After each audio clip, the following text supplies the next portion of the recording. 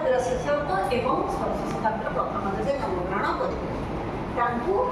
अप्रिय जगन्नाथ उपाधि दिया ना कौन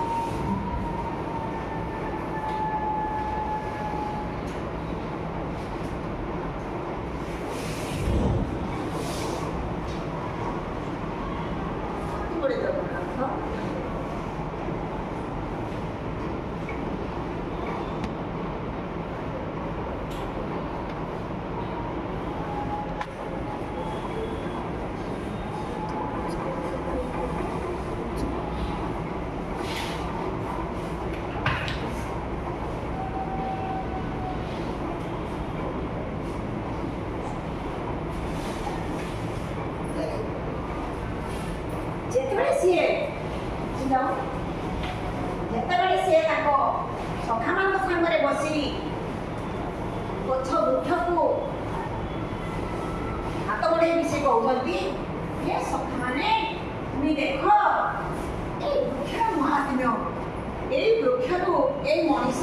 केते फूल फल औषध जाड़ कंटा को बाड़